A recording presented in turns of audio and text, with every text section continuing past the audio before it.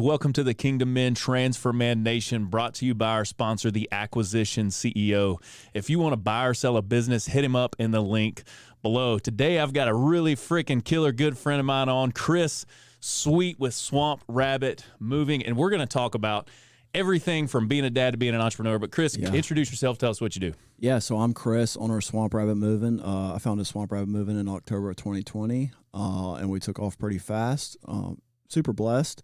I got a beautiful wife, 3 beautiful girls, and 2 female dogs. Now, another challenge that we face, as husbands and fathers in entrepreneurship are what I call seasons, right? Because there's seasons. There are seasons when you're like, we got to put in 80 hours a week. Yeah. And you got to have that conversation with your wife. A lot of people think that there's a work-life balance. Yeah. Well, if you look at a scale, if it's balanced, nothing's changing. Yep. And things are always changing in life. Things are always changing in business. You have to get comfortable with change. For sure. So I call it more like harmony, where it's like, okay, in a certain season of life, like last year, the previous 2 or 3 years, we did really well in real estate. So last year, I worked on getting sober, and I didn't really actually work that crazy hard. Yeah. That was a season. Yep. Now I'm in another growing season where I'm like, okay, I got through that season of life. I'm personally in another growing season where we've got 4 businesses going, and then I'm just pouring into all these things and learning how to be effective with it, and learning how to delegate, and learning how to build and chase all these things down and structure life. But that means that I'm working 80 hours this week. Yeah. My wife's hanging out at the beach house, Yeah. So that's a season. For sure. But I think one of the keys that people miss is communicating that with their spouse. Yeah. Sitting down and going, hey babe, first off, do you want to build this thing? Right? Like I'm passionate about building a moving company. Yeah. It ain't going to be easy. Yeah. There's going to be days when things get screwed up and you got to get on the phone at 8:00 at night because somebody's mirror's broken. Yeah. Or whatever it looks like. Yeah. Or I've seen on Facebook where you drove somewhere, you've driven places. Yeah. You've hopped in your truck and been like, I got to go deal with this. Yeah. That's tough Yeah. on the family. No, absolutely. I think I've been through every season possible you can imagine in this past 4 years. Starting out, we had a baby 7 days after I started the moving company. Right. And Good plan. during that point, I was working, 14, 16 hours a day. If somebody would call me at 5 o'clock and say, hey, Chris, I need this moved. How soon can you do it? I'm like, I'll be there Right in 30 now. minutes. Yeah. Because I had my right-hand man. He was the same way. He was ready to work. Yeah. We could work 14, 16 hours a day, 7 days a week. And then as it evolved, I don't think she really knew what she was getting into. She's the one that actually encouraged me to continue to jump out, because I was a little skeptical. And I think, her exact words were like, don't be a bitch. Like, just go ahead and do it. It was something along those lines. I don't know exactly word for word, but there was a cuss word in there, and it was like, get out there and go. Yeah. So that's what I did. And I don't think she really realized the amount of time that what it actually meant when she said that, right? But doesn't that make you feel good? It does, yeah. But she stuck by, and she was not only a new mother, but she was also a new stepmom to 2 as well, and It's a lot. that when we first met, I was living in my buddy's apartment. My buddy's townhome, and I was living in his dining room. We eventually got a place together, my own apartment, and then I started being able to get my kids, on a consistent basis. So she was stepping up to not only take care of a baby by herself, but also take care of my other 2 kids too by herself. So she went from being a mom of none to a mom of 3 essentially overnight. Right. Plus the apartment, plus starting an entrepreneur, plus starting a Yeah. business, plus all the things. Yep. There's Plus having lot. to hoard all the money and all that good stuff. So we had to, it was definitely a phase, but I think that truly showed her true colors. And I don't know how I could ever really repay her for being, that critical part of my life. It's just such a good feeling to know that, she knew me when I had nothing, and now we're where we're at, and she never wavered. She stayed the same. The love wasn't less then than it is now. Isn't that so cool though? Yeah, it's really cool, and it makes you really appreciate a person. Makes your heart smile. For sure, it definitely does. I'm not gonna cry, but I'm crying on the inside. Yeah, man. I hear you. And then we got to a point to where I finally gave up delegation. I started delegating. The first 6 months I was mover, driver, ops, sales. I remember carrying dressers with those shoulder straps that we have. I don't know if you've ever seen them. I've seen them. And then have my phone on my ear, booking a job, Right. trying to remember what they're saying to me so I could write it down when I set down the piece. And then finally I just realized, all right, well, if we're going to be serious about this, I have to start giving up something, and I have to really focus on one thing. And I love sales. So I ditched off the operations, jumped into sales. I didn't know I was even good at sales until I started the company. then you have to be your own salesman. Right. So I gave that up, and then I started seeing more freedom at home. Like I started making it at home at a decent time. Like we were eating dinner together now, and we were making more money now too. So then it was like a wildfire. It was like delegate here, delegate there, and that was a good season for 2.5 to 3.5 years. And then here recently in January, we pretty much turned our whole leadership team. So it was another season of me being back into it, the day to day, from morning to night, trying to get my new leadership team up to speed. And now finally, luckily it didn't take that long. It was, like a little 4-month period. Now I'm back to where, I got my time back. So, but those are seasons. They're seasons. Those are always seasons. And the seasons build character, right? Absolutely. And that's what truly makes a difference. Like I have no problem, jumping in a truck and going somewhere to help a customer, to satisfy a customer. I don't have to do it, right? Like I could say no, like y'all just have to deal with it, and that's what it is. But, I even at the point we're at now and how many moves we do now, I care about each move the same, no matter whether it's big or small. I want to make sure whether you're moving, a 1-bedroom apartment or a 20,000 square foot house, that you're satisfied with your experience. But that's what will keep you in business, and that will be part of outlasting the competition. Yeah. And John Maxwell was talking to me about this one day. He said a lot of people arrive in the parking lot of good. Yeah. You're in good. Yeah. Right? You're good. Yeah. But to continue to the process of being great, most people want to hang out in the parking lot of good with all the other people that are hanging out in the parking lot of good. But when you start to step out of that parking lot and you're like, nah, I'm going to go be great. Yeah. That's the continued process of growth. Yeah. Everybody in the parking lot of good's like, where are you going, man? And it's like, hey, I'm still trying to grow. But being committed to those types of things, other business owners would be like, why are you answering the phone? Why are you going to get in the truck? Why are you going to deal with that client? Don't you have a client service manager? Like, what are you doing? And it's because you care. And that's what will keep you in the game longer than other people. For sure. But it is such a huge blessing to have a great woman in your corner. It really is. And that's a journey too, certainly. Like me and my wife, we've been married this year for 16 years. That's amazing. And we've been through everything under the sun, in those 16 years, from having jobs and losing jobs and having a house and losing a house, sleeping and in all a camper, the things, living in a camper, all the stuff, addiction, starting a business, getting it, losing a job, a 6-figure job, and being like, hey, you're good luck, the week before Christmas. Yeah. And then getting into real estate and then all that stuff. And she's hung in there. And even now, like continuing to hang in there and be support and all that kind of stuff. But what I think about is it's better to build with somebody, absolutely, than to throw it away. Yeah. Like it's so, just like we were talking about in business, a lot of people just quit. Yeah. And we have so much joy in our lives. Like we have a lot of things going on. For sure. But we are more connected now than I ever think we could be because of who we've been able to become in the process. Yeah, I love seeing your post and your wife being your biggest cheerleader on there. That's amazing. Somebody else said that. They're like, your wife is such a cheerleader for you on the internet. It's it just awesome. melts my heart. It is. I'm so thankful. Yeah. So thankful for that woman. And it is fun. Like we've got ourselves kind of figured out. But we're also always on a growth journey. Like we're always reflecting and going, hey, what do we need to pay attention to? What do we need to reflect on? But man, there's so much value in having somebody in your corner and then having somebody you can go home and cry to. Yeah. I mean, I've done it, and it's like, I'm going home. Like I quit. I'm done. It's over. You lose a deal, and you're like, there ain't no money coming in. It's like, what do we do? Yeah. And she's like, you go back to work. Yeah. Figure it out. Figure it out. You're like, all right, fine. Go back to work. Absolutely. So that's super awesome. And another thing that you were talking about too is delegating. I remember one of the things when you get your real estate license, you go to classes and you go to orientations and things. There's a room of everybody that just started too, and a lot of people right out of the gate are afraid to reinvest in their business. Yeah. And one of the people that I found that was mentoring me when I first got into the business was like, find a TC, transaction coordinator, somebody to support you on the back end, just like what you're talking about. And I'm like, well, if I'm trying to make money, how can I afford to pay somebody else out of that paycheck that I don't even have yet? Yeah. Because right now it's just a pipe dream. Right? I ain't got no clients. Yeah. And they were like, well, you just have to figure that out because as you grow and you're out doing the things you're good at, which is meeting people and getting deals and signing contracts and all that stuff, that person's in the office handling everything else, your calendar, legal stuff, appointments, contracts, changes, all the things. And so that was one of the things that really helped me out of the gate was first having people to mentor me. Right, that was a huge thing. I wouldn't have any of the things going on in my life probably if I didn't have the people to mentor me or help me. Some were paid, some were free. Yeah.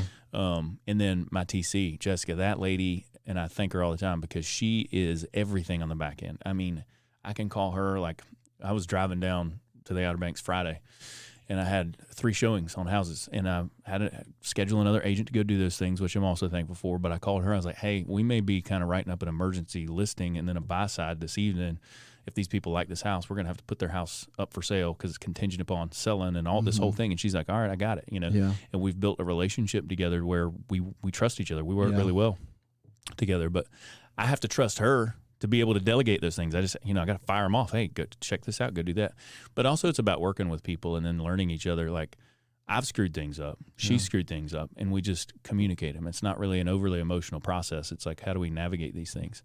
So delegation is a huge piece. And even now, like, having other admin support staff and teams and people do things on the back end is huge because it allows me to go do the things that I enjoy or the things that I'm really good at.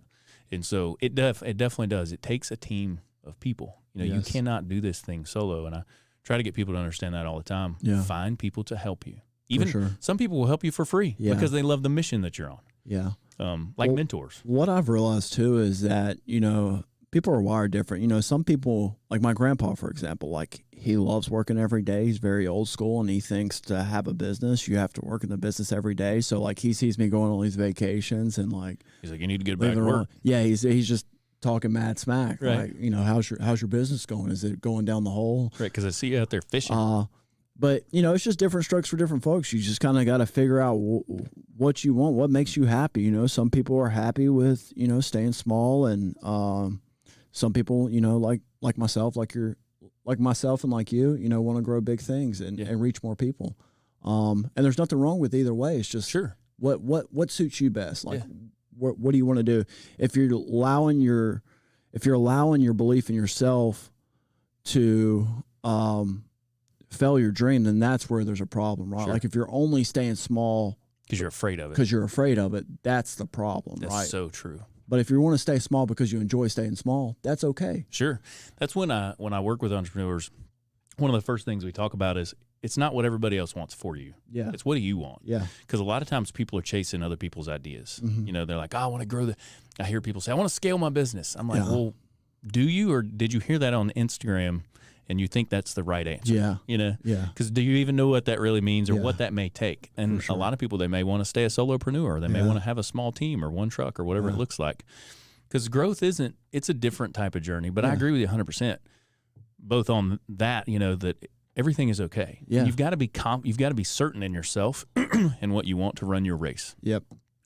And I heard you say one time, one of the greatest things an entrepreneur could do is believe in themselves. Yep. Because that's what it takes to stay in the game. For sure. But then also talking about if you do want to grow your business, if you are putting yourself in a box is what I call it, or you're putting God in a box, or the ideas that God put inside of your mind, heart, and soul in a box, and you're limiting, or other people are telling you fear ideas, right? Yeah. Like I'm huge on faith. I'd rather have faith than fear. Because I think God's given us all talents, and we should go use those. I mean, even in the Bible, it talks about there's a parable, and I think it references 3 different times where it talks about the guys who invested their talents and the one guy that buried it. And God took the one guy who buried his talent and gave it to the guys who leveraged it, right? So if God's giving you a talent, if God's giving you a dream or something to inspire you, don't put it in a box. For sure. Right? Don't go do things because you're afraid of them. Yeah. You got to go do them anyway. Absolutely. And even in your story, there in mine and a lot of people that we know, there are days when you're going to have conversations you're scared of. Oh yeah, for sure. I'm scared on a weekly basis. Yeah. And then even still to this point where we got plenty of money in the bank and we're good. Still like doing new things scare me. Sure. Right. And but it's just pushing past that fear. Once you've done it once or twice and you realize it's just all a belief in your mind, it makes it a whole lot easier. And then you also get in the mindset of you start taking losses, and you realize that those losses have more power to them than your wins, right? 100%, because that's where the lessons are learned. And I tell people all the time, like success isn't tied to revenue. Success is tied to fulfilling your life mission. Are you chipping away at your life mission? Like, if you're happy making $100,000 and you're fulfilling your life mission, that's success to me. That is crushing it. Yeah. Yeah. No, I agree 100%. Success, I think the definition of that varies a little bit to everybody, and a lot of people associate it with a dollar. Yeah. But what if your marriage sucks, or what if your relationship with your spouse or your kid sucks? Absolutely. Or what if you're just busy all the time? I don't think that any of that really is related to success.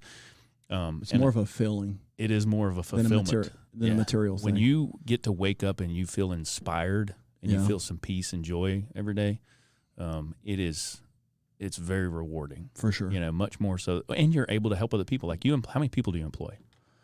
I think right now we have about 65 employees. You get 65 employees. Yeah. That's 65 people that you get to make a difference with. Yeah, and we get to pay the most out of any moving company around, and it's a drastic difference. Isn't that huge? It's huge. We get to pay people a living wage. You know, they can go home and pay their bills.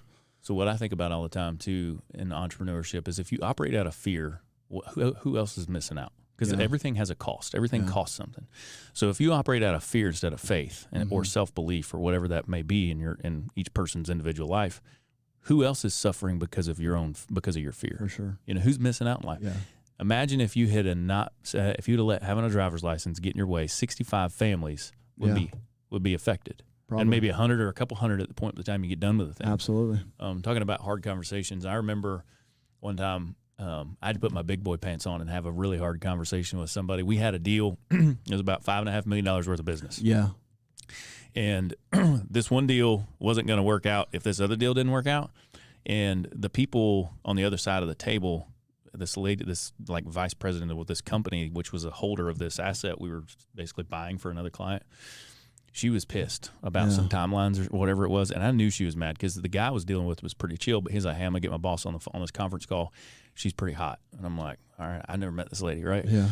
And so I'm sitting there at my desk and I'm like, man, I'm like sweating, you know, because this is, you know, my commission on $5.5 million worth of stuff is pretty significant. For sure. And I'm like, I got to get my shit together. I got one chance to make this phone call. So I get her on the phone and I'm literally sitting there, and it's funny how I think about athletes. Like, I'm not a big sports fan, but they don't win on game day. Yeah. You know, they practice it. Yeah. And so every day when you're going through things and you're working on business and you're going through your mindset and you're just dealing with all these things, you're practicing every day for these moments. And she gets on the phone and she was mad. And what's funny is what came out of my mouth, because I was like, you know, I don't know you, but you seem pretty upset. Is there something specific that you're upset about? Like, let's talk about that. I hear all the things you just said, because she's like, you know, blah, blah, blah, blah, blah, like wearing me out. And I've never met this lady. Yeah. And I'm like, are you just having a bad day? Yeah. You know? And she was like, I can't believe, and she's continuing to chew on me, you know? And I'm like, ma'am, when you're ready to have a conversation objectively about this instead of emotionally, let's reschedule the call. Because right now I can't even understand what you're trying to get to. Because I'm trying to, in my head, I'm like, okay, the best strategy here is to get to the end of the thing, which is closing, right? Yeah. How do we get there? If you're mad, great. I'm sorry. I'll die on the sword, whatever. It's my fault. Whoever's fault, doesn't really matter. We both need to get our clients to the end of the deal. Yeah. And that's what I'm trying to do. And I'm sitting here listening to this lady who's literally yelling at me over the phone. And I'm like, I don't like being yelled at. Yeah. You know what I mean? I'm a soft-hearted guy, actually. I don't either. And so it was really tough. But we navigated the conversation. We got everything closed up, and that was a whole nother thing. But there are certain days and certain moments in life where if you're going to step up and step out and you're going to do things that God's laid on your heart, you're going to have a little bit of courage. For sure. You know, and you're going to have some hard conversations or say something, and you're going to screw up. And I think humility takes us a long way. For sure. And I think that's something I struggle with a lot too. Like I was very passive aggressive until here recently. Like my sole focus this year is being really good at hard conversations, like letting people know verbally exactly what's bothering me. That's it. Because it's very easy to be passive aggressive and be angry and be mad, but they have no idea, you know, like it's all about, you know, clear as kind. So you're mad at somebody and they don't even know it. Yeah. My GM's favorite words, well, I forgot the author's name, something Brene, but her favorite thing is clear as kind. So, you know, that's my mission for the year is being clear so I can be kind, right? What I figured out in that space is I carried too much emotional baggage that it weighed. If I don't tell people where I'm at, where I stand on something, or where I think they stand, if we don't resolve these issues, it weighs my mental bank account down and slows me down from being able to do other things. So I had to learn just to be clear. And I got to the point to where, and I've told 2 other people this week, it's not good or bad. We're just in the information business, right? So let's have a conversation about the facts and about the information, and then let's identify where we want to take this thing, and let's see if we can mutually agree to get there. If you're mad and it's my fault again, I'm sorry. If I'm mad at you, whatever, the emotional piece can misguide us significantly, and we kind of have to step outside of that box and get objective and simple and clear, right? And go, okay, we're all here for a reason. We can either throw this all away and nobody gets paid, or we can say, okay, somebody screwed up. Fine. Either way, here we are. Yep. We got to figure it out and get to the end of the day. Yep. Or get mad and go home. Which sure. one y'all want to do? Yeah. But there's huge clarity or a huge peace in just releasing those things. For sure. No, that's good. That's all good stuff, man. I'm super proud of you. It's Thanks, exciting. Man. I'll edit this out. But how much time we got, Ken? Oh, you're good. 43 minutes. So we'll do just a few more minutes. Sweet. So the last piece of the puzzle that I always ask people is if you could give somebody one piece of advice, right? I call them like a top tip. Like if somebody's out there, they're listening to this thing and they ain't got no driver's license, or they're in business and they're struggling, or they're in business and they're busy, or they're just not making money, or they're not getting the results they want. What's the number, or even in their marriage, it could be personal, whatever. You know, when you reflect to yourself and you're like, man, if I could tell people one thing, it'd be this. What would that one thing be? I guess, there's a lot of things, but if I had to nail it down to one thing is find somebody that you look up to, that you want to be like, right? And get underneath them and figure out what they're doing. And then take it from there. They might be doing something that's not your style. You can tweak it, but at least you know the fundamentals of how they got to where they're at. Yeah, that's huge. Almost every mentor that I've ever had has told me to find more mentors. Yeah. I remember, or find older people who are in business doing what you want to do. That's what somebody gave me the advice when I got into real estate. Find some of the top agents and go buy them coffee. Get them on a phone call. Get them on a Zoom call. And it made such an immediate difference in my life because I didn't have to struggle. I mean, I still struggled, but I didn't have to figure out a lot of things. And they were more than happy. It's a shortcut. It's a shortcut. Yeah. It is. Yeah. They were more than happy to say, hey, do these 5 things on a daily basis and you'll get there. For sure. No, that's huge, man. I appreciate that. I appreciate you being on. I'm Thanks excited for having me on. Yeah, bro. I'm excited about the adventures that you're on in life. Yeah. And just the family stuff and the business, and I know where your heart's at to give and all those kind of fun things. Same to you. I'm stoked about it. I'm super thankful for where we're at and just kind of our circle of people and seeing entrepreneurs in the upstate part of Greenville just hammering down, and getting after it. It's so freaking cool. Anything else you want to say? No. Cool. I think we're good. All right. Well, I'll do an outro and then we'll rock and roll. All right. Sounds good. So, Chris, thanks for having you on today, man. I appreciate you.